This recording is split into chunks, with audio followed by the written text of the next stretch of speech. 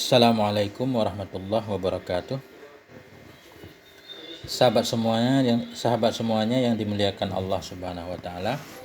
Lanjutan kitab Matan Takrib, Matan Abi Suja tentang masih pasal salat, rukun salat, cuma ini di sunnah-sunnahnya salat.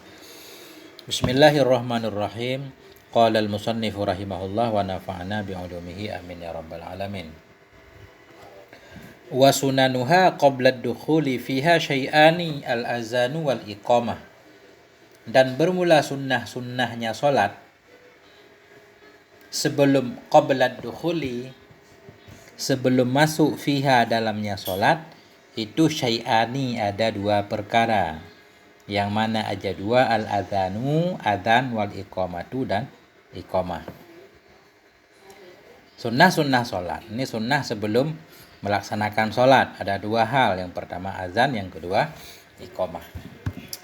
Jadi waw ibtida sunanu mubtada marfu tanda rafa' dhammah, mudhaf sunanuha dhamir muttasil dibina ada tasukun pada mahal jar mudhaf ilaih. Qabla dharaf mansub tanda nasab fathah maf'ul bih maf'ul fih mudhaf qabla dukhuli mudhaf ilaih. Jadi karena dharaf ini berada sesudah isim ma'rifah, kita hal bermula sunnah-sunnahnya sholat, hal keadaan sunnah itu sebelum masuk fiha dalamnya sholat. Fiha jar majrur, syai'ani khobar sunanu. Azanu badal kepada syai'ani, badal ba'at mingkul. Ya, badal kepada marfu tanda rafa' dhammah, wa ataf iqamatu ataf kepada azan. Jadi azan hukumnya sunnah, tapi khusus untuk sholat fardu. Kalau untuk selain sholat fardu nggak ada sunnah azan. Untuk sholat sunat misalkan, nggak ada sunnah adzan, cuma biasanya sunnah membaca as-salatu jami'ah. As-salatu jami'ah boleh, as-salata jami'ah juga boleh. Kemudian sholat jenazah walaupun dia fardu kifayah juga tidak ada anjuran azan.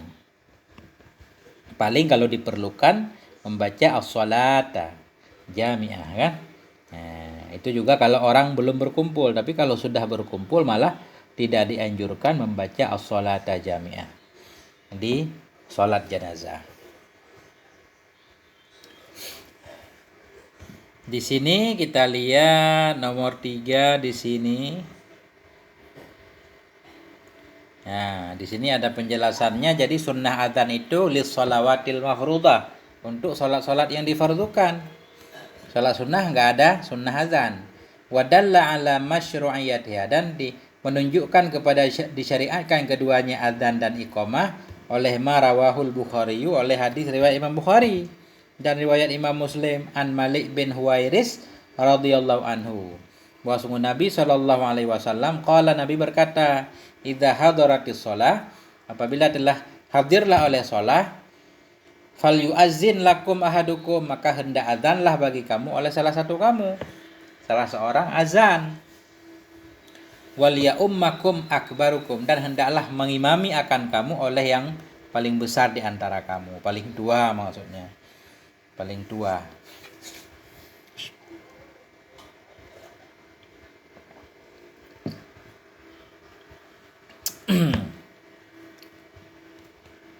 Kemudian Inda Abi Dawud, ada juga hadis riwayat Abi Dawud dari hadis Abdullah bin Zaid radhiyallahu an. Taqulu wa taqulu idza aqamta ila shalah, dan engkau katakan bila engkau berdiri kepada salat, Allahu akbar hingga seterusnya. Wa surifal amru anil wujub adilatan ukhra. Wa sarafal amra, memalingkan akan amar dari wajib oleh dalil yang lain. Jadi walaupun Nabi memerintahkan, namun ada dalil lain yang menunjukkan bahwa azan ini tidak wajib. Ini tentang mengajarkan lafaz azan. Ini semua juga sudah tahu, kita baca sedikit. Wasilghatul azan, silghat azan atau lafaz azan itu yaitu Allahu akbar 2 kali, Allahu akbar, Allahu akbar, Allahu akbar, Allahu akbar 4 kali berarti. Asyhadu an la ilaha illallah 2 kali, asyhadu an la ilaha illallah. Kemudian asyhadu anna Muhammadar Rasulullah 2 kali. Kemudian hayya 'alas shalah 2 kali, hayya 'alal falah 2 kali, Allahu akbar sekali, la ilaha illallah. Ini luar biasa nih kalimat azan nih. mengandung tentang hakikat-hakikat tauhid, membesarkan Allah Subhanahu wa taala.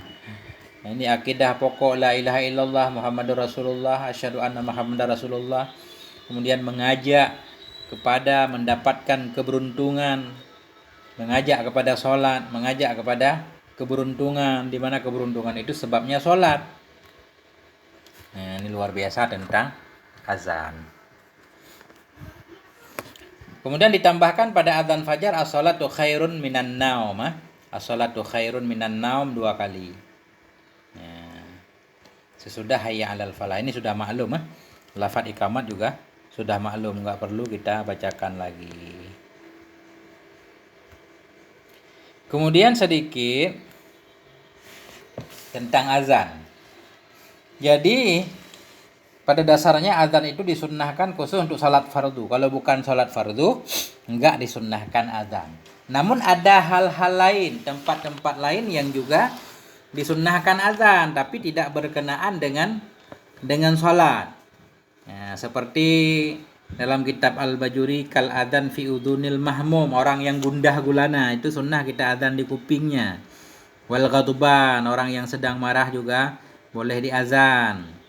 Wa man sa'a khuluquh, yang buruk akhlaknya. Atau hewan liar misalkan. Hewan liar, lembu meronta-ronta pengen lari, boleh diazankan. Nah, kemudian ketika bercamuknya peperangan, wa indal harik, ketika terjadi kebakaran, ada sunnah azan. Kemudian wa fi udunil masrung, di kuping orang yang kesurupan, itu sunnah azan. Kemudian juga sunnah azan pada kuping anak kecil, azan di kuping kanan dan qomah di kuping kiri, supaya hendaklah kalimat yang awal sekali didengar oleh dia itu yaitu azan, kalimat tauhid. Kemudian sebelum keberangkatan si musafir juga sunnah azan. Ya, kemudian la yusannul adzanu inda inzalil mait al-qabra, tidak disunnahkan azan ketika menurunkan mayat ke dalam kubur. Ini beda pendapat. Khilafan liman qala bisunniyati, ada juga yang menyatakan sunnah karena qiyas kepada ketika lahir ke dunia, ketika bayi lahir ke dunia diazan, ketika mau keluar dari dunia juga diazan. Tapi yang kuat tidak disunnahkan azan ketika memasukkan mayat dalam kubur. Jadi semuanya yang melakukan azan itu kelihatannya laki-laki semuanya, kecuali pada kuping bayi yang baru lahir. Kalau nggak ada orang laki-laki, boleh diazan oleh perempuan juga.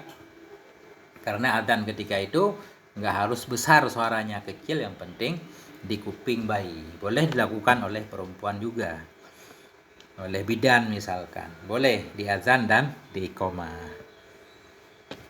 Begitu lebih kurang tentang azan dan iqamah. Jadi ada 2 hal yang sunnah sebelum masuk ke dalam sholat, yaitu azan dan iqamah. Nanti bersama dengan doa-doa sesudah azan juga sangat dianjurkan. Allahumma rabb hadhihi da'wati tammah wa salatil qa'imah ati sayyidina Muhammadanil wasilata wal fadilah wa syarafa wad darajatal 'aliyatar rafi'ah wa ba'athuhul maqamal mahmudanil ladzi wa'adtah innaka la tuhliful mi'ad.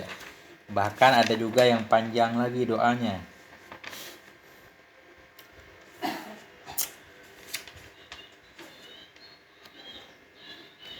Tambahan lagi, wa auridna hauzahu wasqina min yadihi syarifah syurbatan hani'atan muri'atan la nadba'u ba'daha abadan ya arhamar rahimin. Jadi nanti mungkin ada pembahasan khusus tentang azan. Ini ringkas saja. Kita lanjutkan. Kemudian tentunya juga sunnah menjawab azan. Wa ba'da dukhuli fiha syai'ani, dan sunnah-sunnah salat sesudah masuk fiha dalamnya salat itu 2 perkara. Jadi ba'da dukhuli kita ataf kepada qabla dukhuli tadi. Dan bermula sunnah-sunnahnya salat ba'da dukhuli sesudah masuk dalamnya salat itu ada 2 perkara. At-tasyahudul awwalu wal kunutu fi subhi. Bermula yang pertama itu tasyahud yang pertama, dan kunut pada subuh. Wa fil witri, dan kunut dalam salat witir, fin nisfisani pada pertengahan yang kedua min syahri ramadhana dari bulan Ramadan. Jadi kunut tasyahud awal hukumnya sunnah muakkad. Jadi kalau tinggal itu dianjurkan untuk sujud sahwi.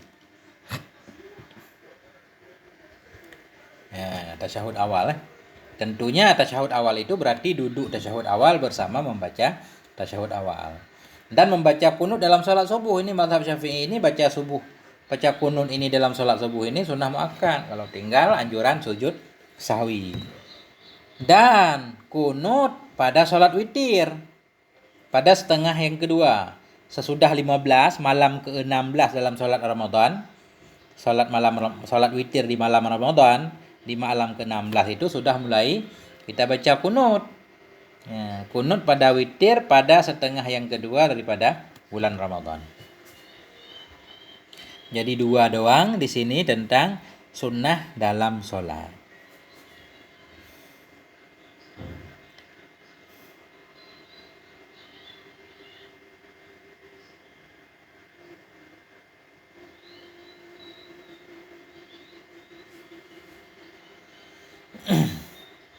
Mana dalilnya di sini? Nah, ini. Tasyahud awal dalilnya dalilnya lil ittiba untuk mengikuti Nabi. Al ma'lum minal ahadits shahihah. Ittiba yang dipahami akan dianya ittiba daripada hadis-hadis yang sahih. Minha sebahagian darinya hadis yang sahih itu hadisul Bukhari. Hadis Imam Bukhari. Ya, nomor hadis ini 1167. Jadi anna Rasulullah bahwa sungguh Rasulullah sallallahu alaihi wasallam qama bangun dianya Rasul minas nataini minat duhri. Bangun dari 2 rakaat dari zuhur. Nabi sholat zuhur. Pas 2 rakaat Nabi enggak tahiyat, langsung berdiri. Lam yajlis bainahuma, tidak duduk ianya Nabi antara keduanya. Sesudah Nabi melakukan 2 rakaat, Nabi langsung bangun, enggak duduk.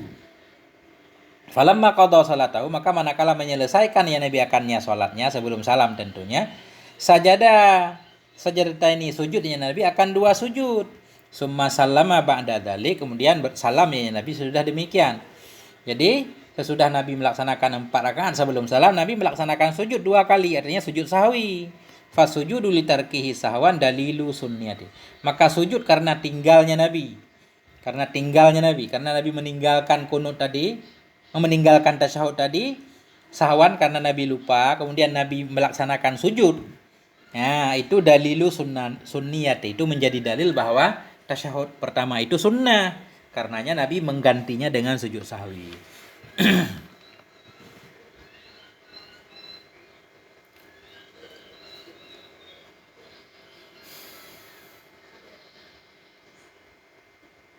Nah, kemudian tentang kunut hadisnya rawahul Hakim. Telah meriwayatkan oleh Imam Hakim daripada Abi Hurairah radhiyallahu anhu qala kana Rasulullah sallallahu alaihi wasallam idza rafa'a ra'sahu, bila mengangkat ianya Nabi akan kepala beliau daripada ruku' fi sholati subuh dalam salat subuh, fi rakaati saniyah pada rakaat kedua ketika sudah ruku' pas posisi i'tidal, rafa'a yadaihi, mengangkat ya Nabi akan 2 tangan beliau, yad'u, berdoa ya Nabi bihadzal doa, Nabi membacakan doa ini, Allahumma hdini fiman hadait wa afini fiman afat, hingga seterusnya. Ini dijelaskan dalam kitab Mughnil Muhtaj. Berarti tentang sunnahnya melaksanakan kunut dalam mazhab Syafi'i khususnya. Jadi semua sudah tahu tentunya lafaz kunut. Nah, jadi alhamdulillah sampai di sini tentang sunnah sebelum sholat 2, azan dan iqamah. Jadi azan dan iqamah itu sunnahnya terikat dengan sholat, bukan dengan waktu. Walaupun kita sholat sendiri, fardu juga sunnah. Sunnah azan dan iqamah. Apalagi mau sholat berjamaah. Sholat sendiri aja sunnah melaksanakan azan dan iqamah. Sampai di sini. Walhamdulillahirabbil alamin wal afwa minkum. Wassalamualaikum warahmatullahi wabarakatuh.